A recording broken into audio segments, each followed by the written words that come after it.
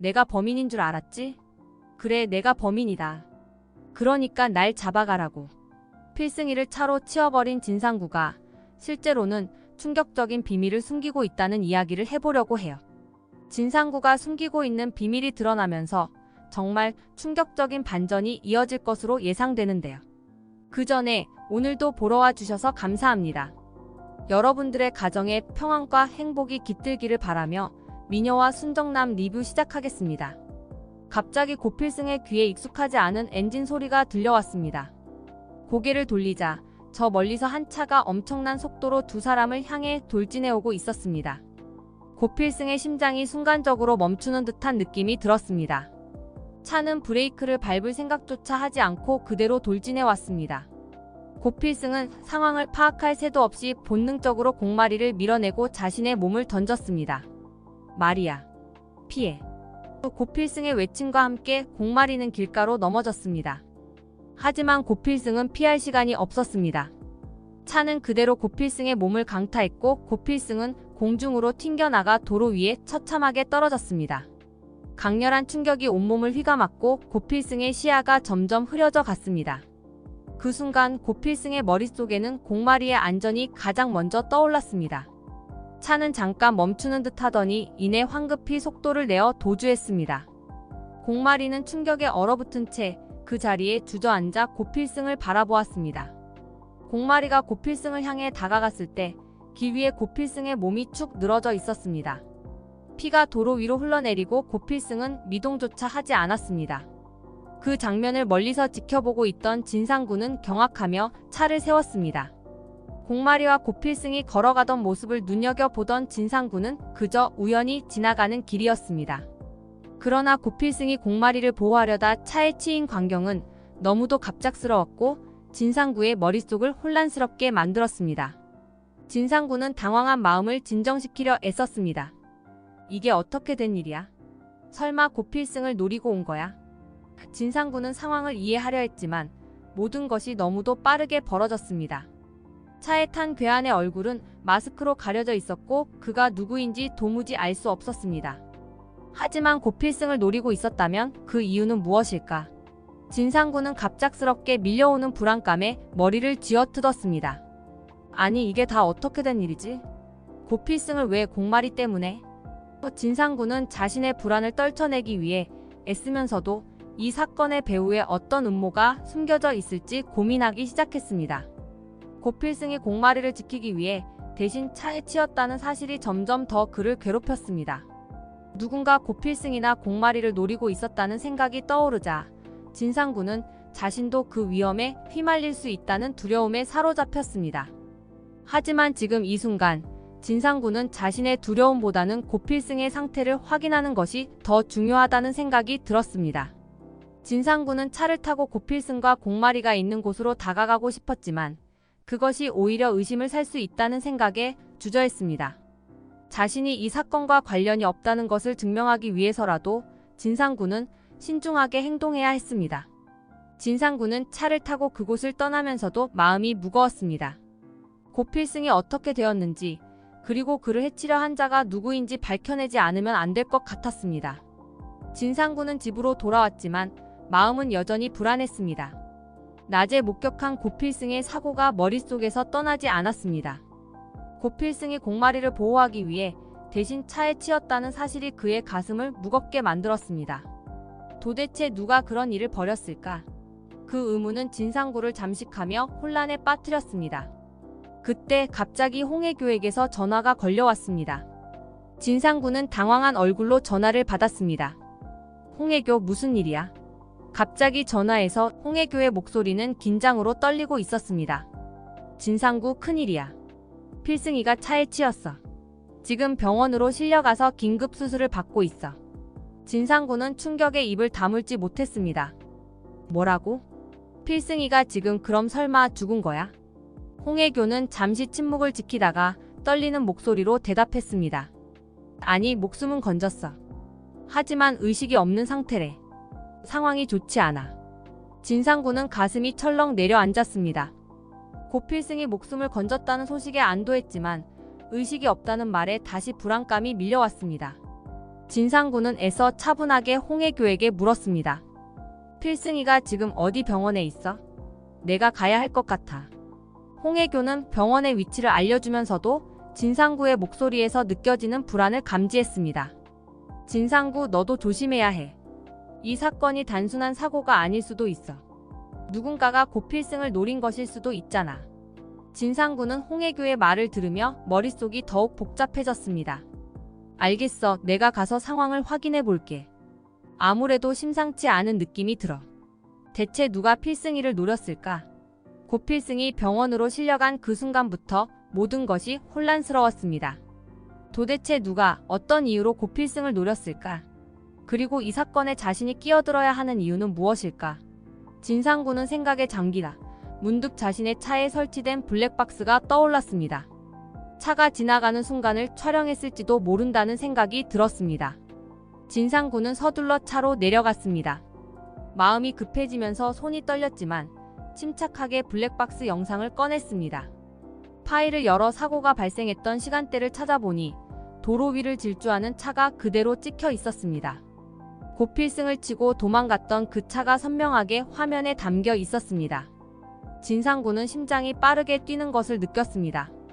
제발 번호판이 보이기를. 진상구는 자신도 모르게 중얼거리며 영상을 일시 정지시켰습니다. 차량의 번호판이 뚜렷이 보였습니다. 진상구는 숨을 골라가며 그 번호판을 적어 두었습니다.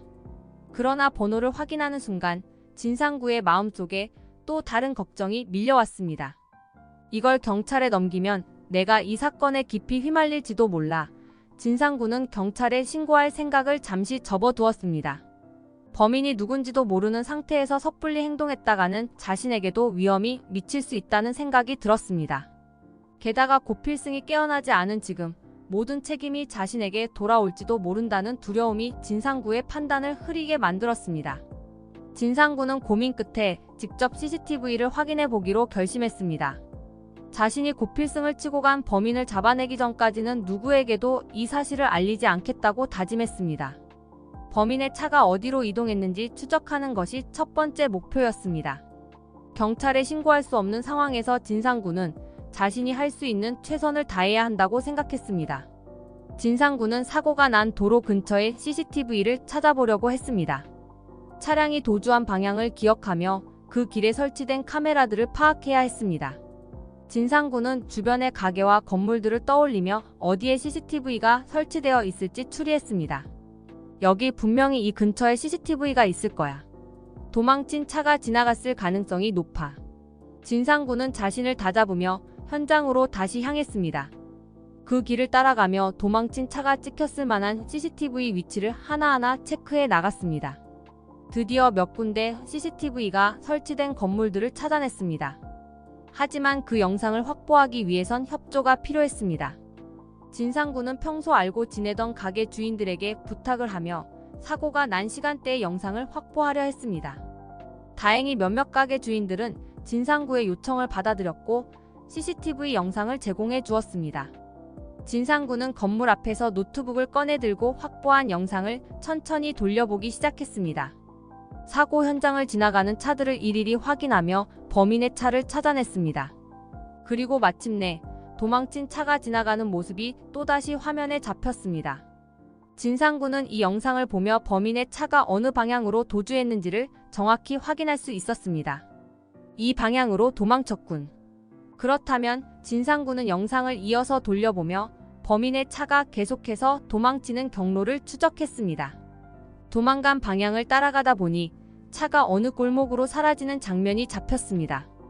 골목으로 들어간 차는 그 이후 더 이상 CCTV에 잡히지 않았습니다. 진상구는 범인의 차가 사라진 골목 인근의 CCTV 영상을 꼼꼼히 분석하며 점점 더 초조해졌습니다.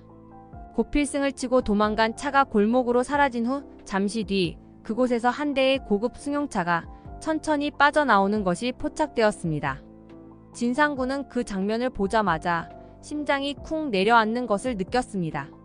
무엇인가 중요한 단서가 잡힌 듯한 느낌이 강하게 들었기 때문이었습니다. 영상 속 고급 승용차는 겉모습만으로도 무언가 불길한 기운을 풍기고 있었습니다. 진상구는 그 차가 어디로 향하는지 추적하기 위해 계속해서 CCTV 영상을 돌려보았습니다. 차량은 도로를 따라 일정한 속도로 이동했고 진상구는 그 차량의 이동 경로를 끝까지 따라갔습니다. 결국 그 차가 도착한 곳은 다름 아닌 엔젤투자였습니다. 진상구는 그 순간 머릿속이 하얗게 변하는 것을 느꼈습니다. 엔젤투자는 진상구의 아들 공진단이 대표로 있는 회사였습니다. 진상구는 불안한 마음으로 차량 번호를 확인했습니다. 그리고 그 번호를 보는 순간 진상구는 그 자리에 굳어버렸습니다. 번호는 공진단의 차량이었습니다. 공진단, 네가 왜? 진상구는 거의 속삭이듯 중얼거렸습니다. 믿기지 않았습니다. 자신의 아들이 이런 끔찍한 일에 연루되었다는 사실을 받아들이기에는 너무나도 충격적이었습니다. 진상구는 차가운 현실이 눈앞에 닥쳐온 듯한 기분에 휩싸였습니다. 진상구는 공진단이 고필승을 해치려 했다는 사실을 머릿속에서 지워버리고 싶었습니다. 하지만 증거는 너무도 명확했습니다. 자신의 아들이 이런 일을 저질렀다는 생각에 진상구는 혼란스러워졌습니다. 진상구는 차마 이 사실을 받아들일 수 없었습니다. 내 아들이 어떻게? 진상구는 머리를 감싸쥐고 깊은 고뇌에 빠졌습니다. 공진단은 언제나 자신이 자랑스럽게 여겼던 아들이었고 어려운 상황에서도 잘 버텨온 인물이었습니다. 그런데 이제 그가 이런 비열한 짓을 저질렀다는 생각이 진상구를 깊은 절망으로 몰아넣었습니다. 진상구는 도저히 이 사실을 믿을 수 없다는 생각과 공진단이 왜 이런 일을 저질렀을지 이해하려는 생각 사이에서 갈팡질팡했습니다. 공진단이 고필승을 해치려 했다는 생각이 사실이라면 진상구는 어떻게 해야 할지 몰랐습니다. 경찰에 신고해야 하는 것인지 아니면 아버지로서 공진단을 보호해야 하는 것인지 진상구는 깊은 혼란 속에 빠져들었습니다. 공진단이 왜 이런 짓을? 진상구는 혼자 중얼거리며 스스로에게 질문을 던졌습니다. 그리고 그 질문은 더 큰 고통으로 다가왔습니다. 아버지로서의 책임감과 진실을 밝혀야 한다는 의무감이 충돌하며 진상구의 마음은 점점 더 무거워졌습니다. 진상구는 공진단의 행동이 단순한 실수였기를 바랐지만 이번 사건의 배후에 공진단이 있다는 생각이 머릿속을 떠나지 않았습니다. 이 상황에서 자신이 어떻게 해야 할지, 어떤 선택을 해야 할지에 대한 답은 점점 더 멀어져만 갔습니다. 진상구는 깊은 고뇌에 빠진 채 이 사실을 누구에게도 말하지 못한 채 홀로 괴로워했습니다. 자신의 아들이 저지른 죄를 밝히는 것이 옳은 일인지 아니면 아버지로서 공진단을 지켜주는 것이 옳은 일인지 진상구는 결정을 내릴 수 없었습니다. 공진단은 공마리를 해치려는 계획을 세우고 모든 것을 철저히 준비했습니다. APP그룹의 후계자가 되기 위해서라면 어떤 수단과 방법을 가리지 않겠다는 결심이 굳어져 있었습니다. 공마리만 없어진다면 자신에게 더 이상 방해가 될 존재는 없을 것이라고 생각했습니다. 하지만 예상치 못한 변수가 생겼습니다. 고필승이 공마리를 지키기 위해 갑자기 끼어들었고 공진단의 계획은 어긋나고 말았습니다. 고필승이 대신 차에 치여 병원으로 실려갔다는 소식을 들었을 때 공진단은 잠시 당황했습니다. 그러나 이내 마음을 가다듬고 오히려 상황이 자신에게 유리하게 돌아가고 있다는 생각을 했습니다.